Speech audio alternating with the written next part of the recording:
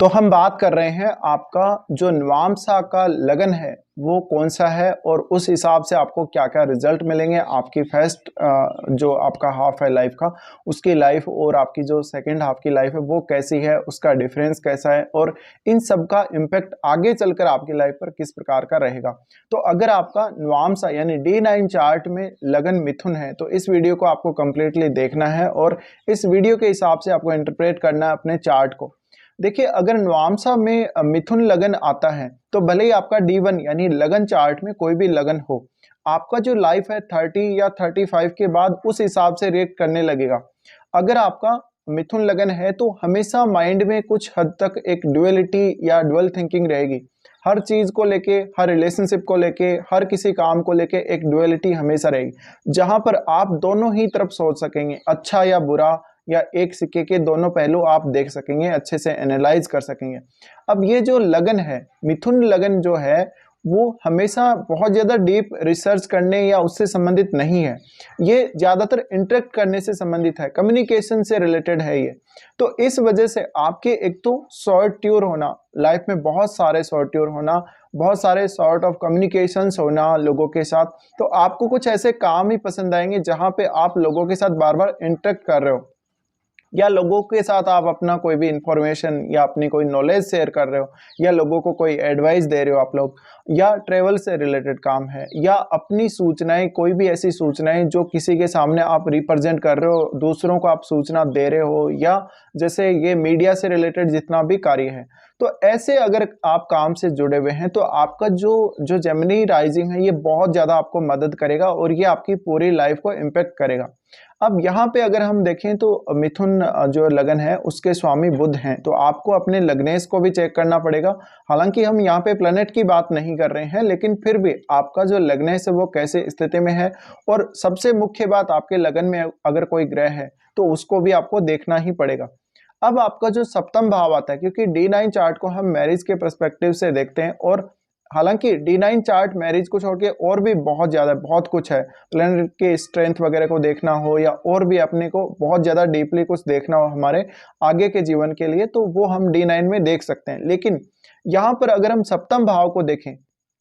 तो सप्तम भाव में 9 नंबर लिखा है, यानी आपका धनु राशि आ रही है वहां पे। तो जो 9 नंबर है वो खुद भी ड्यूअल है। ऐसे में आपका एक मैरिज के बाद एक एक्स्ट्रा रिलेशनशिप या एक्स्ट्रा किसी के साथ कोई पार्टनरशिप हो, फिजिकली कुछ रिलेशनशिप बने, और यहाँ तक कि हो सकता है कि मल्टीपल यानी एक से ज़्यादा भी रिलेशनशिप मैरिज के अलावा एक्स्ट्रा हो सकते हैं। तो यहाँ पे एक जो मुख्य समस्या आती है मैरिड लाइफ को लेके, कहीं ना कहीं मैरिड लाइफ में ड्युअलिटी हमेशा देखने को मिलेगी और कुछ हद तक आपको असंतुष्टि अपने पार्टनर से देखने को मिलेगी, क्योंकि जो साइन आता है 7th हाउस में वो 9 नंबर है, तो वो बहुत ज़्यादा आध्यात्मिक साइन है, वो जुपिटर का साइन है। इस वजह से हो सकता है कि आपका कुछ इश्यूज रहे अपने पार्टनर के साथ, हो सकता है कि आपका पार्टनर बहुत ज़्यादा आध्यात्मिक हो, उस वजह से आपका उसके साथ बनता नहीं है, जमता नहीं है, या रिलेशनशिप में कुछ आप ज़्यादा चाहते हो। तो यहाँ पे जो आप अगर बात करें मिथुन लगन की, तो ये जो मिथुन लगन है वो एक इमोशनल स्टेट को रिप्रेजेंट नहीं करता है। आप हमेशा अपना फायदा देखते हैं। अगर आप बिजनेस करते हैं तो बिजनेस में प्रॉफिट और बिजनेस की ग्रोथ को देखते हैं। तो यहाँ पे हम अगर देखें तो आपका जो इमोशनल वे है माइंड का, सोचने का, और किसी के साथ आपकी इमोशनल अटैचमेंट है, उन सब से परे एक बहुत ही डिफरेंट स्थिति है यहाँ पे, जिसमें हम ये नहीं देखते कि कोई हमारी वजह से परेशान है या हम किसी की वजह से परेशान है। हमें कहीं एक जगह से रिजल्ट नहीं मिल रहा तो हम कोई दूसरी जगह ट्राई करेंगे, हमें किसी एक बिजनेस में ज़्यादा प्रॉफिट नहीं है तो हम कोई दूसरा बिजनेस ट्राई करेंगे। यानी आप यहाँ पे चेंज भी बहुत जल्दी कर लेंगे। तो यहाँ पे ये जो चेंजिंग नेचर है उसमें कभी कभी स्टेबिलिटी देखने को नहीं मिलती। इस वजह से ऐसे जातकों को कभी कभी इस प्रकार की समस्या आती है कि वो एक से दूसरे, दूसरे से तीसरे पे शिफ्ट होते रहेंगे, या वो इस प्रकार के विचारों को अपने मन में लाते रहेंगे। तो कभी कभी आप लोगों को ये प्रॉब्लम आएगी कि आप किसी एक ही विषय को या किसी भी एक सब्जेक्ट को बहुत गहराई से नहीं पढ़ रहे हैं, बहुत ज़्यादा डीपली नहीं जा रहे हैं, बस ऊपर ऊपर से सूचनाएं उठाई और उसके बाद उनको ही रिप्रेजेंट कर दिया। अब यहाँ पे आपको इंटरेक्ट करना ज़्यादा पसंद होगा, जैसे आजकल के समय में सोशल मीडिया के थ्रू, जैसे व्हाट्सएप है या यूट्यूब है या इंस्टाग्राम है, इन सब के थ्रू जो लोग ज़्यादातर एक्टिव रहते हैं, तो आपका भी कुछ वैसा ही हिसाब बन जाएगा। अब ये जो मिथुन लगन है, मिथुन लगन जो दिखाता है यानी कम्युनिकेशन एबिलिटी बहुत ज़्यादा बढ़ जाती है आपकी सेकेंड हाफ में। और हो सकता है कि आप जीवन के पहले हाफ में बहुत ज़्यादा इंटरेक्ट नहीं कर रहे लोगों के साथ, लेकिन सेकेंड हाफ में आपकी ओवरऑल जो लाइफ स्टाइल है या आपका एक जो काम है, आपका जॉब या बिजनेस कुछ भी है, वो इस प्रकार का बन जाता है कि आप लगातार इंटरेक्शंस किए जा रहे हैं और कोई ऐसा काम किए जा रहे हैं जिसको आप रेगुलर संभाल रहे हैं, रेगुलर उसको आप एडजस्ट कर रहे हैं। इसके अलावा ऐसे जातकों को काम को हैंडल करने की प्रवृत्ति और एक साथ बहुत सारे कामों को हैंडल करना, एक साथ बहुत सारे कामों को मैनेज करने की प्रवृत्ति भी इनके अंदर आ जाती है।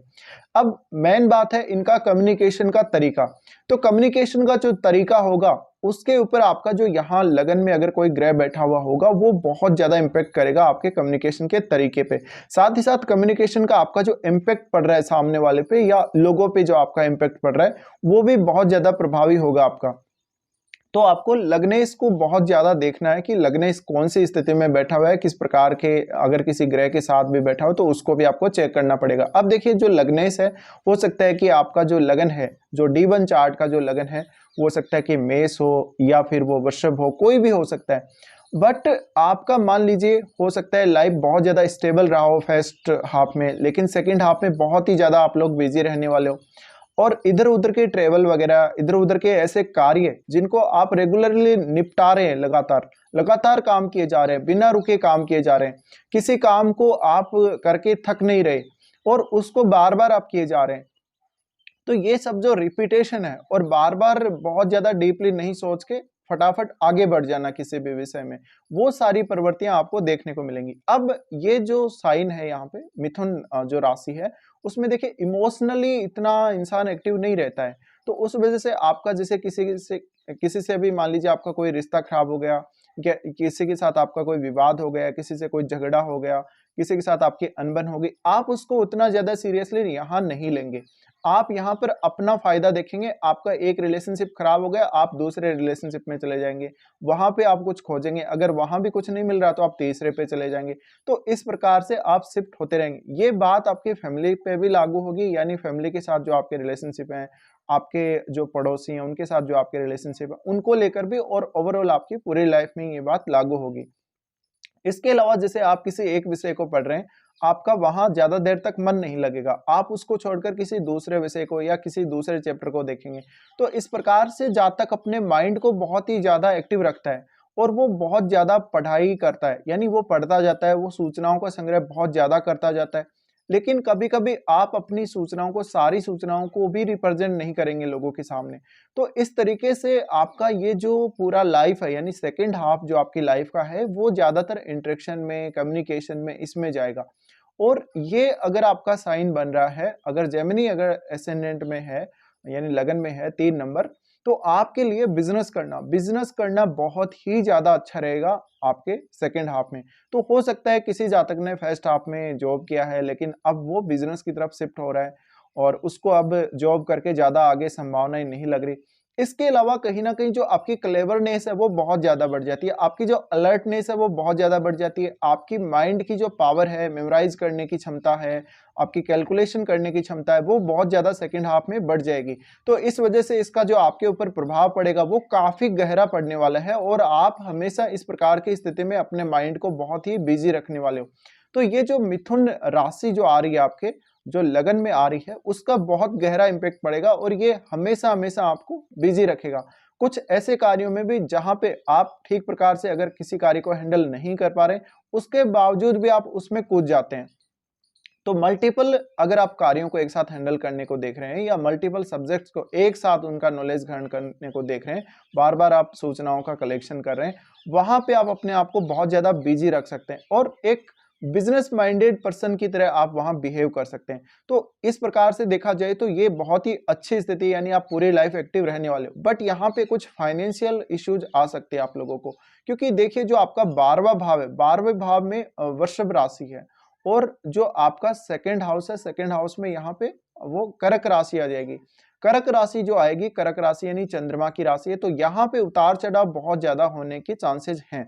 बाद में आपको कुछ इमोशनली कुछ कनेक्शन नहीं है किसी से, या कुछ ऐसा हो गया लाइफ में, कुछ गड़बड़ भी हो गई, तो उसके साथ आप बहुत ज़्यादा अटैच नहीं होंगे कि मेरे साथ ऐसा क्यों हो गया, अब आगे से नहीं होना चाहिए, उसको लेके आप इतने ज़्यादा परेशान नहीं होंगे। इसके अलावा इस प्रकार से अगर देखा जाए तो कुछ हद तक आपको फाइनेंशियल इश्यूज का सामना करना पड़ सकता है। वो इसलिए करना पड़ सकता है क्योंकि आपके खर्चे मेंटेन करने में आपको काफ़ी परेशानी हो सकती है। आपके खर्चे आपके कंट्रोल में नहीं रहेंगे। इसके अलावा आपको ज़्यादातर मौज-मस्ती करना, इधर-उधर घूमना-फिरना और ज़्यादातर आपको लोगों से इंटरेक्ट करना, ज़्यादातर लोगों से आपको दोस्ती करना, ये सब पसंद होगा और लोग भी आपको काफ़ी ज़्यादा चाहेंगे। तो इस प्रकार से हम ये मान सकते हैं कि एक बिजनेसमैन के तौर पे ज़्यादा सफल हो सकते हो सेकेंड हाफ में, बजाय आप कोई जॉब कर रहे हो, या आप दोनों भी कर सकते हो, बिजनेस भी कर सकते हो, साथ-साथ में पार्ट टाइम बिजनेस कर सकते हो और जॉब भी कर सकते हो। तो ये आपकी लाइफ का ओवरऑल हमने एक परिप्रेक्ष्य देखा है, जो इस वीडियो में देखा। फिलहाल इस वीडियो को देखने के लिए धन्यवाद।